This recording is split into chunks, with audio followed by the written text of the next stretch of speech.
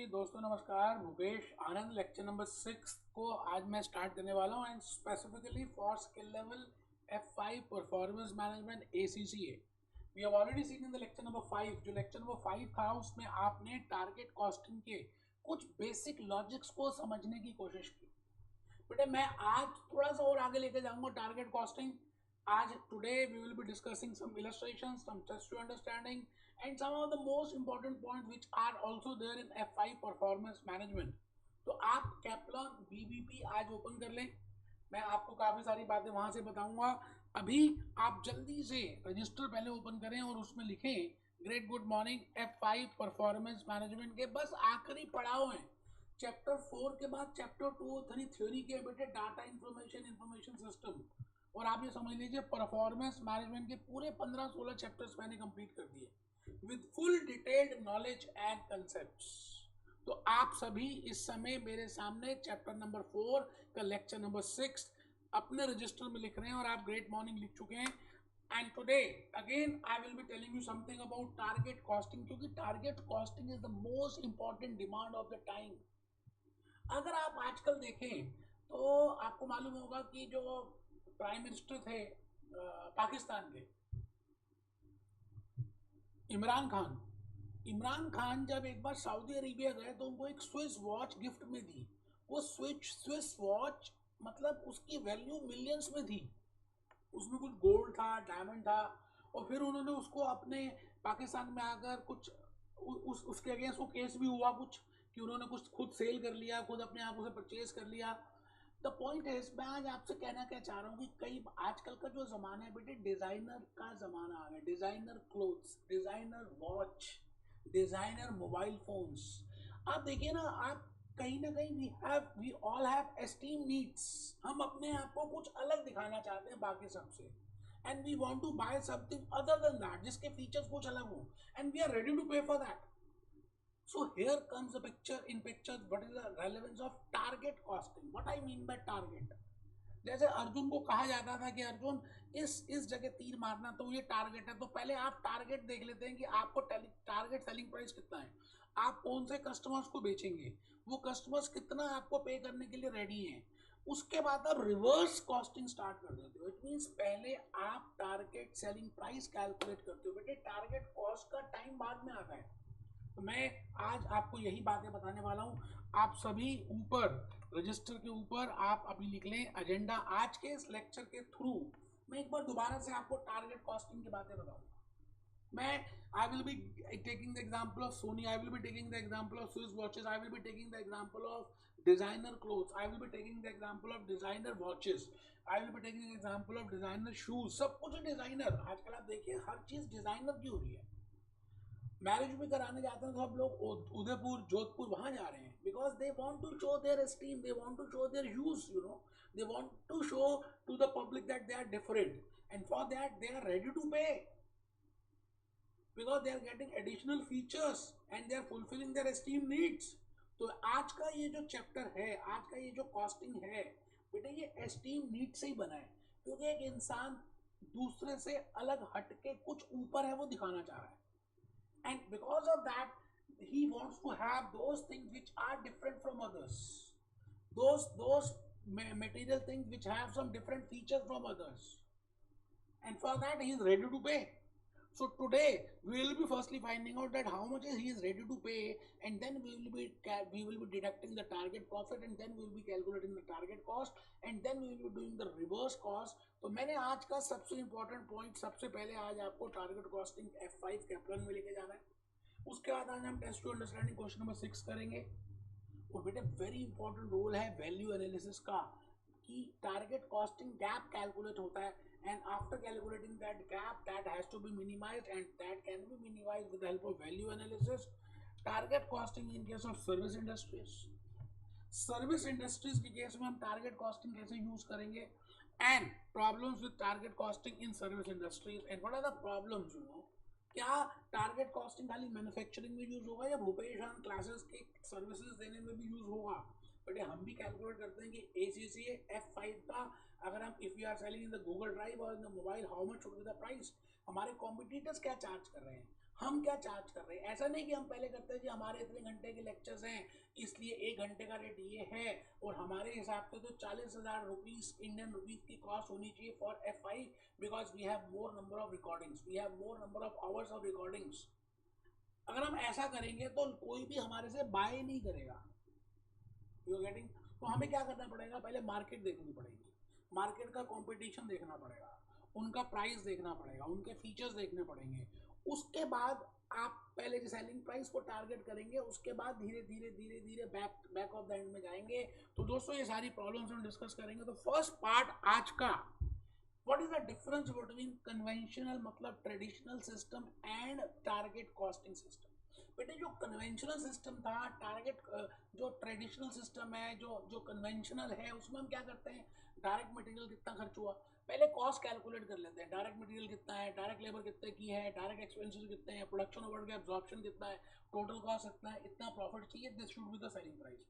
गुजरा हुआ जमाना याद आ रहा है मुझको, आज तक हम ऐसे ही करते आए।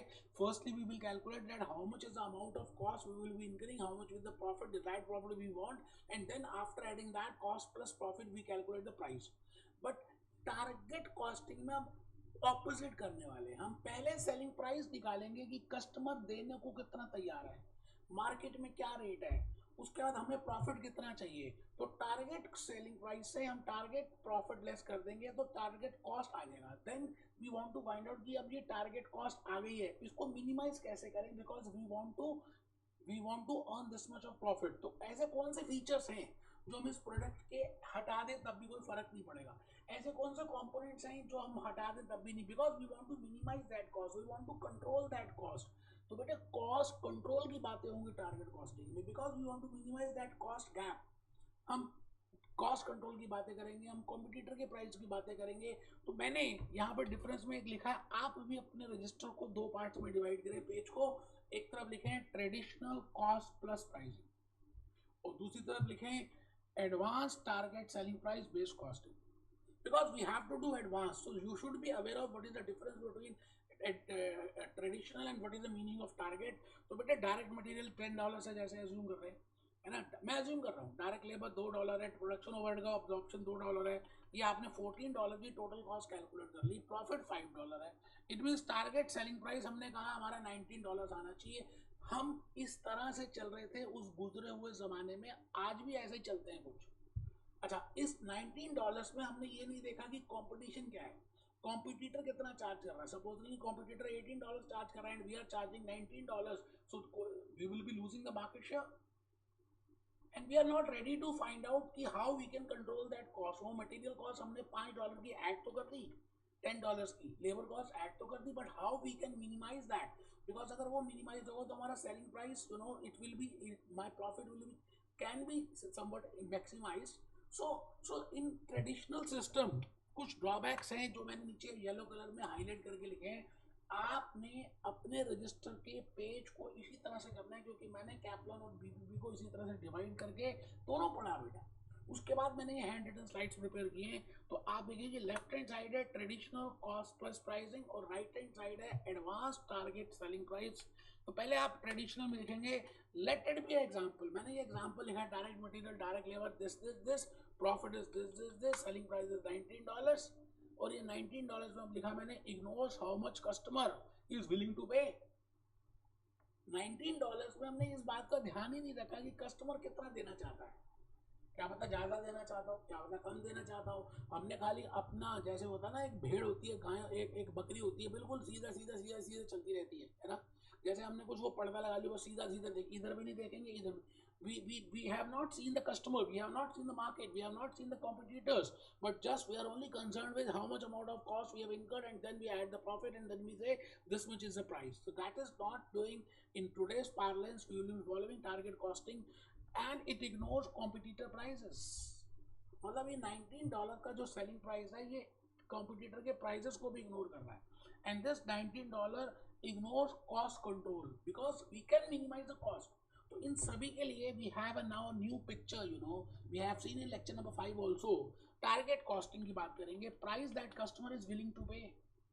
पहला ध्यान ही हमारा ये जाएगा कि वो कस्टमर कितना, जैसे स्विस वॉचेज है ना, और स्विस वॉचेस हजारों को तादाद में नहीं बनाते, वो कुछ बनाते हैं डिजाइनर वॉचेस, कि भाई एक प्रेसिडेंट या एक prime minister of a country वो कितने अमाउंट ऑफ डॉलर्स या how much he is ready to pay, because he is a different personality, so we firstly calculate how much is the price they are ready to pay, कितने dollars, because उसी हिसाब से हम diamonds, solitaire, gold का composition करेंगे, otherwise थोड़ा सा change भी कर देंगे. It means first point is in target costing is we will be willing to find out the price that customers are willing to pay and how much competitors are charging for similar products.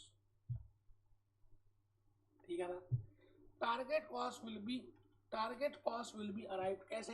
भाई मैंने जब पहले target price calculate कर लिया that this should be the target price, target selling price. Target selling price में से मैंने target profit less कर दिया. तो आप ये बताइए cost plus profit is equal to sales होता है. सेल्स में से प्रॉफिट लेस कर दिया तो कॉस्ट आएगा. अच्छा मैंने टारगेट कॉस्ट निकाल ली कि मेरी टारगेट कॉस्ट इतनी होनी चाहिए, तो मैं ऑपोजिट चला टारगेट कॉस्ट. अब अगर टारगेट कॉस्ट मेरी इतनी नहीं है, it means if I am planning to have a more cost, मेरी जो एस्टिमेशन की कॉस्ट आ रही है वो ज़्यादा है टारगेट कॉस्ट से, इन दोनों के डिफरेंस को बोलेंगे target cost gap. Now we want to minimize this target cost gap. जैसे अज्यूम करते हैं $14, जैसे यहाँ पर है $14 is the target is the cost. Now the point is ये 19 है, मान लेते हैं, मैं अज्यूम कर रहा हूँ दोस्त, मैं अज्यूम कर रहा हूँ let it be $17 and I want a profit of $5. तो यहाँ पर आ गया जी मेरे पास 17 में से 5 के, इट मीन्स मेरी टारगेट कॉस्ट होनी चाहिए 12, बट मेरी टारगेट एस्टिमेटेड कॉस्ट है 14. It means there is a difference of $2, क्योंकि मैं इनकर कर रहा हूँ $14, अब होनी चाहिए $12. कैसे निकाला, मैंने नीचे से कैलकुलेट किया टारगेट सेलिंग प्राइस में से प्रॉफिट लेस किया target price and then I calculate target cost को एस्टिमेटेड कॉस्ट से कंपेयर किया, that difference is costing gap. अब ये $2 में मिनिमाइज करने की कोशिश करूंगा और अपने आप से क्वेश्चंस पूछूंगा क्या ये $2 में can I minimize this material cost, and how I can minimize the material cost, by whether can I change the design, can I change the components, can I change the sub components, can I change the features, can I change the value. it means मैं उसकी value निकालूंगा, use value निकालूंगा, esteem value calculate करूंगा, exchange value calculate करूंगा. उन सभी बातों को माइंड में रखकर कहीं ना कहीं my objective will be that I want to minimize this target costing gap of $2. तो यहाँ पर हम ये सब कुछ करने वाले हैं. आप नेक्स्ट पॉइंट लिखे, cost gap can be identified as I have just told you. $2 जो है that is a cost gap which can be identified, that is estimated product cost, जो मैंने कहा $14 है, $14 इन द एग्जांपल, और the current cost minus target cost that is $12. So steps to be taken to reduce that total cost gap, target cost gap. अब हमें कोशिश करनी है कि हम उस टारगेट कॉस्ट गैप को लेस करें, उसको मिनिमाइज करें. Toyota, Swiss watches, Sony, designer clothes, मैंने बड़ा सारी बातें लास्ट लेक्चर में बताई थी, लेक्चर 5 में भी, आज भी बता रहा हूँ. तो बेटे हमारे कैप्लॉन में कुछ स्टेप्स दिए हुए, आइए एक बार पहले कैप्लॉन को देख लेते हैं, थोड़ा सा आपको लॉजिकली वो ज़्यादा पता चलेगा. ये देखिए ये टारगेट कॉस्टिंग है. टारगेट कॉस्टिंग इन्वॉल्व सेटिंग अ टारगेट कॉस्ट.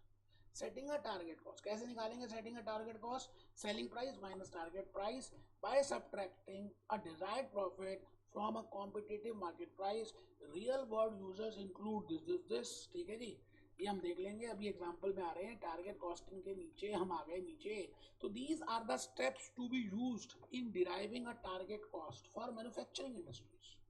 अभी हम धीरे धीरे इसके बाद सर्विस इंडस्ट्रीज करेंगे, जैसे Hupesh and classes giving us services, we can use target costing in services also. मैं भी बिग 4 की बातें करूंगा, केपीएमजी की बात करूंगा, प्राइस वाटर कूपर की बात करूंगा, E&Y की बात करूंगा, डेलॉयट की बात करूंगा. स्टेप 1 क्या है, हम firstly on the basis of competition, on the basis of market, we will firstly try to find out how much should be the target selling price. Second step will be that I want to estimate that how much should be the target profit, and then I will be calculating the target cost. Target cost निकालने के बाद मैं इसको target cost minus estimated cost, उसके बाद I can calculate cost gap, जो मैंने अभी भी बताया $2 का. अब इस कॉस्ट गैप में हम कोशिश करेंगे कि ये कॉस्ट गैप को मिनिमाइज कर सकें. अपने आप से क्वेश्चंस पूछेंगे, अभी मैं आ रहा हूँ क्वेश्चंस में, that how we can minimize this cost gap. Just have a look. Questions that a manufacturer can ask in order to close the gap. Which gap?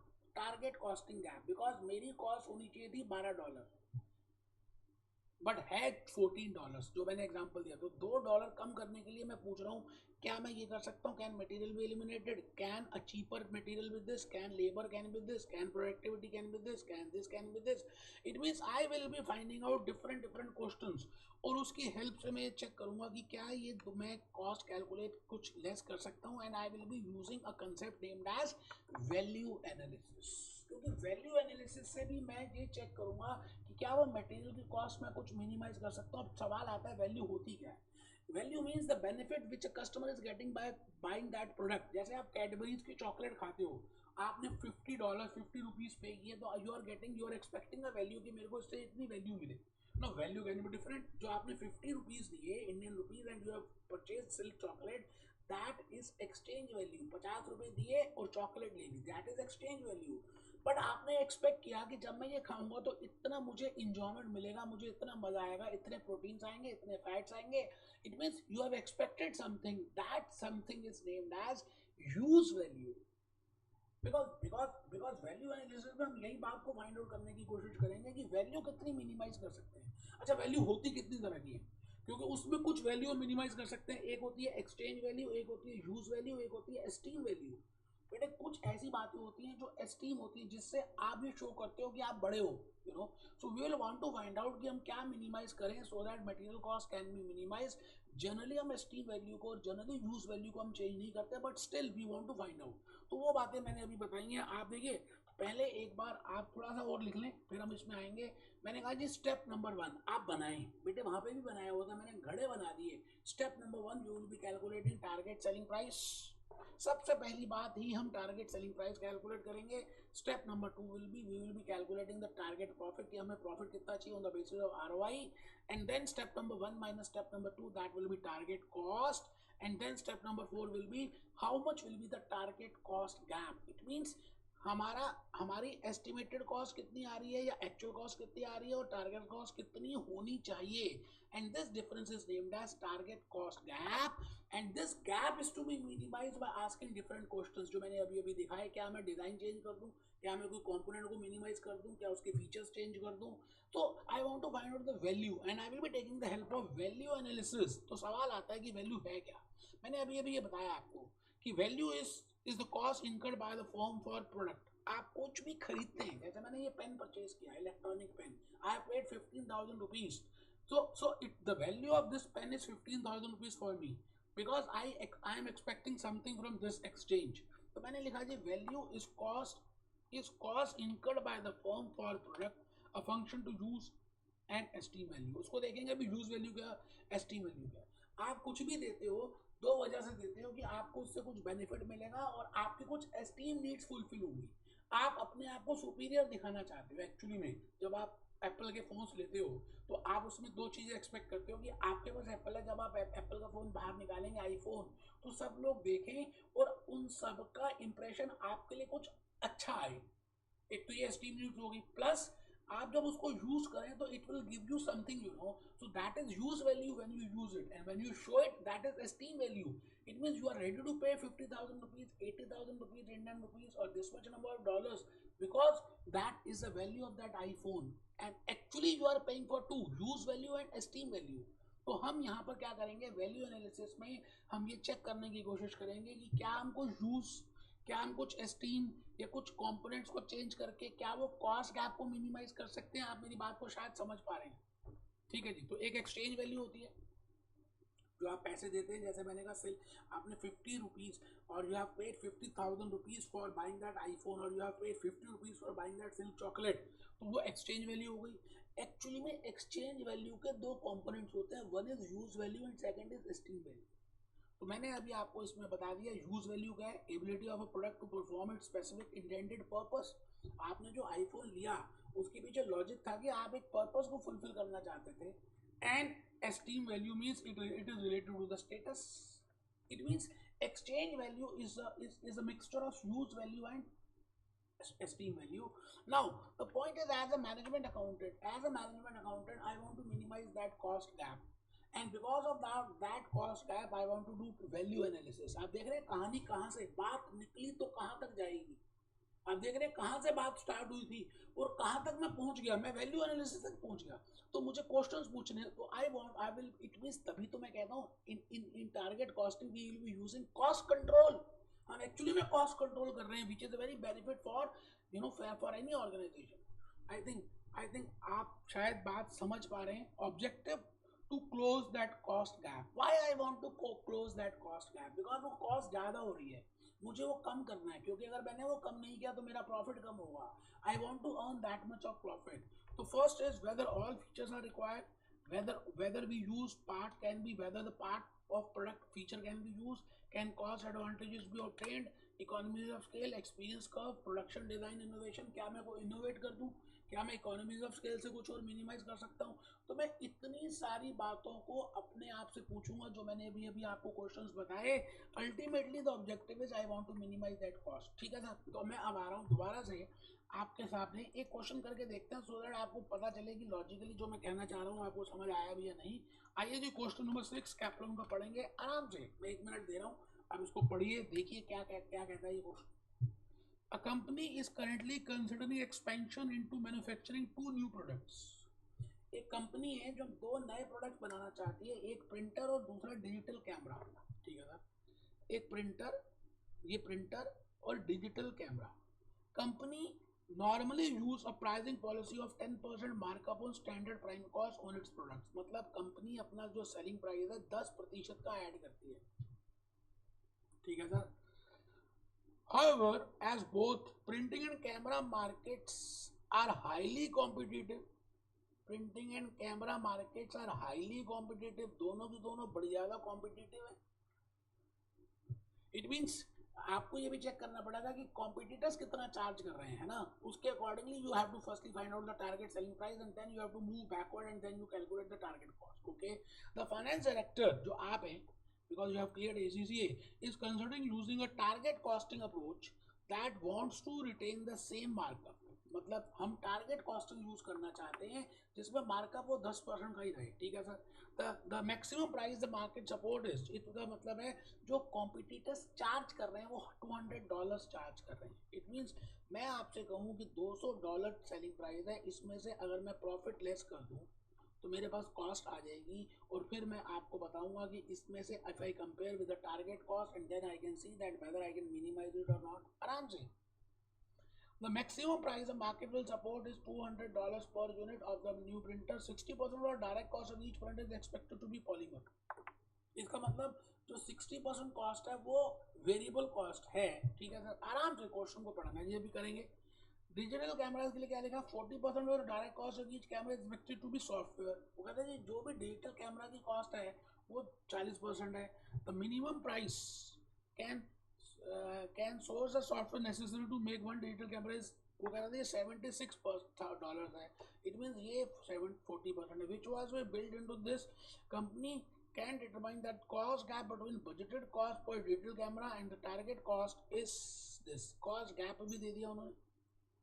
मैं कहता हूँ कि क्वेश्चन को पहले पढ़ेंगे, हम इसका नोट बनाएंगे, चेक करेंगे कि क्या क्या इन्फॉर्मेशन दी हुई है। कई बार हम जल्दी जल्दी में पढ़ते हैं ना, वी आर नॉट अवेयर कि हमें दिया क्या हुआ है। रिक्वायरमेंट पढ़ेंगे, रिक्वायरमेंट क्या है, what is the target cost of the polymer use in manufacture of printer. Okay, and assuming the target costing principle are adopted, what is the maximum selling price that company C can charge for digital cameras। बहुत बढ़िया। आप फिर repeat करूंगा, आप दोस्त हैं मेरे, मैं आपका हूं, आप प्लीज 1 मिनट में दे रहा हूं, आप शांति से अपनी स्पीड में इस क्वेश्चन को पढ़ेंगे।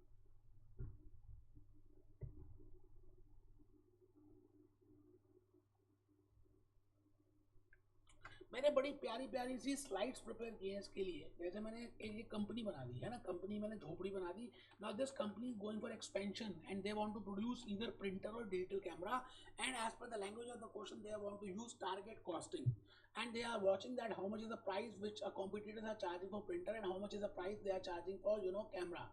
अब प्राइस तो उन्होंने टारगेट सेलिंग प्राइस प्रिंटर का दे दिया, ठीक है, लेकिन target selling price digital camera का नहीं दिया, लेकिन उन्होंने बाकी चीज़ दी थी जिसकी हेल्प से आप प्राइस कैलकुलेट कर सकते हो। तो पहली बात हम प्रिंटर को देखेंगे, उसके बाद डिजिटल कैमरास को देखेंगे।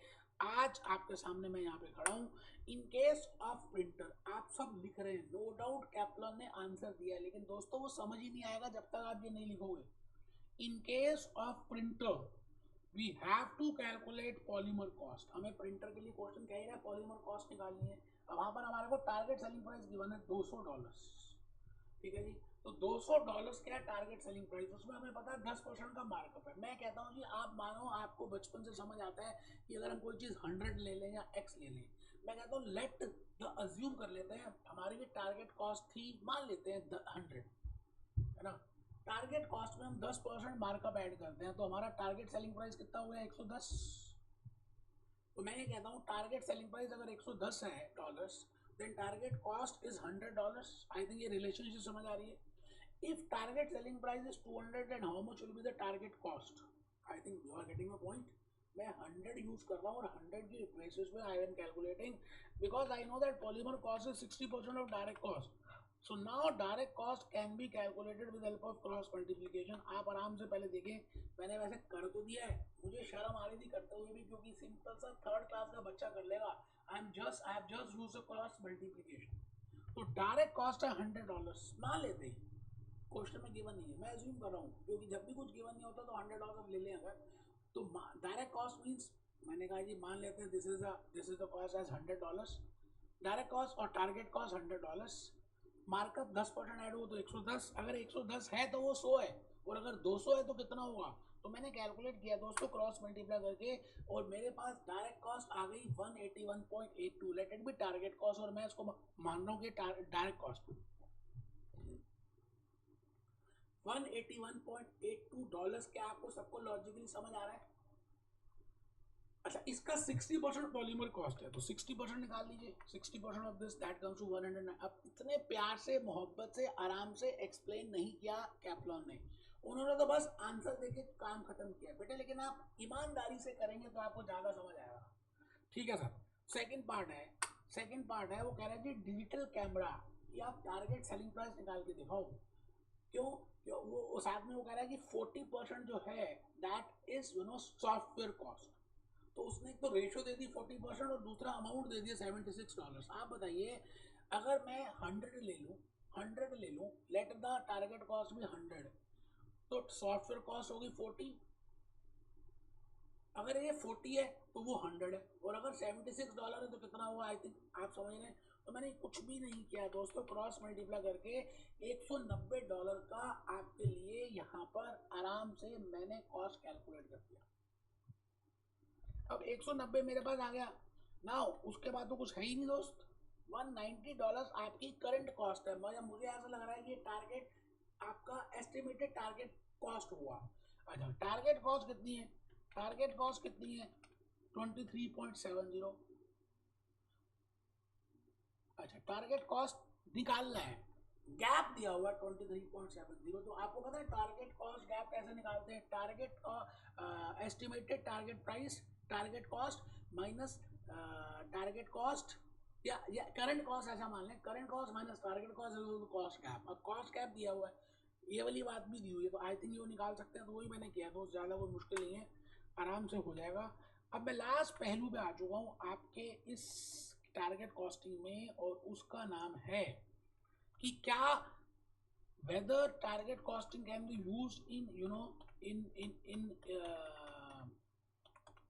Service industries. तो मैं आज आपको ये बताने वाला हूँ कि क्या हम इसको सर्विस इंडस्ट्री में यूज कर सकते हैं। तो बिल्कुल सच्ची बात है, yes we can use target costing in service industry, and I will be giving the example of KPMG, I will be giving the example of Price Water Cooper. अब ये लोग क्या करते हैं, मान लेते हैं आप ACC आपने क्लियर कर लिया और आपने प्रैक्टिसिंग स्टार्ट कर दी। Now you are working as a practicing ACC। आपके पास एक ऑडिट आना है।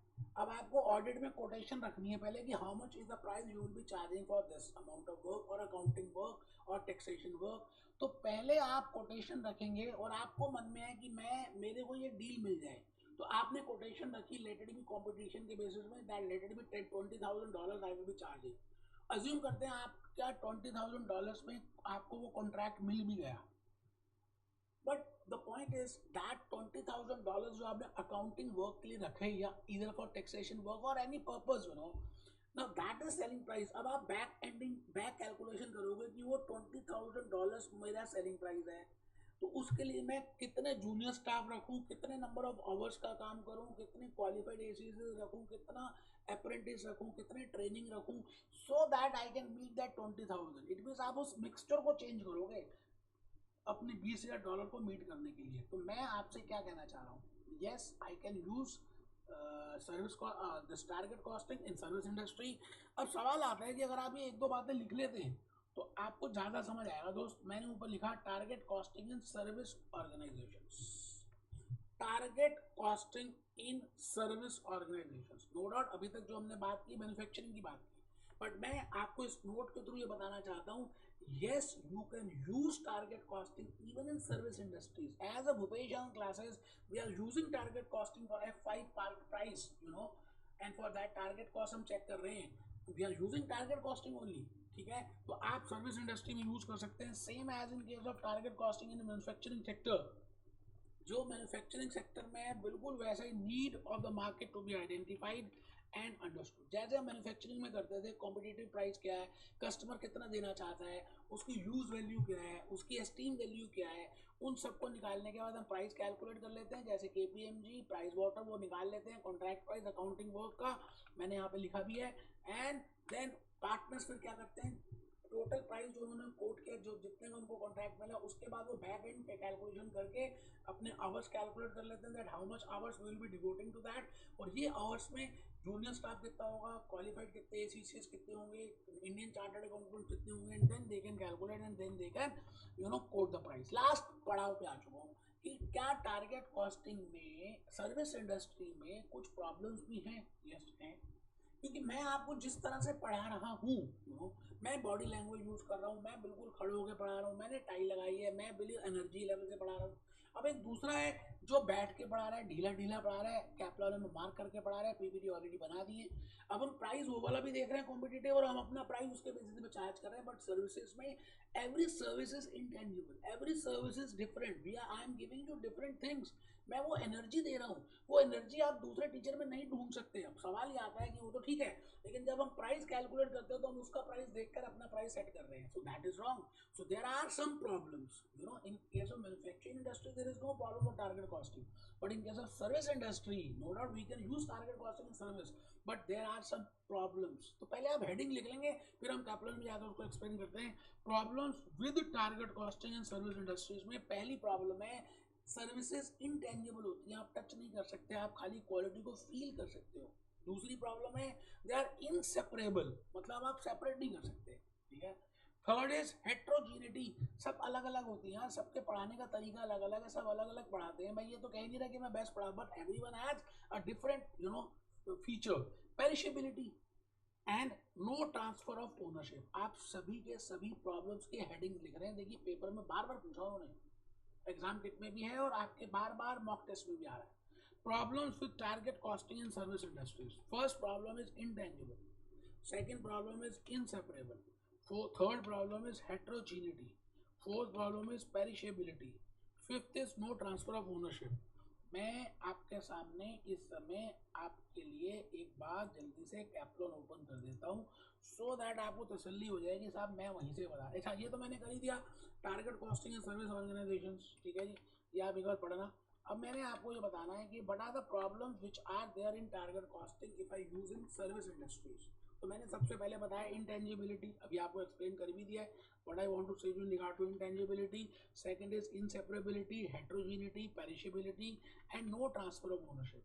दोस्तों मैंने पूरी मेहनत की है इस लेक्चर नंबर 6 में आपको target costing A to Z दोबारा बताया, लेक्चर 5 में भी बताया, लेक्चर 6 में बताया। बस ये दो लेक्चर्स आप अगर ईमानदारी से करते हैं तो मुझे लगता है इससे ज़्यादा कुछ आपको नॉलेज की ज़रूरत नहीं है।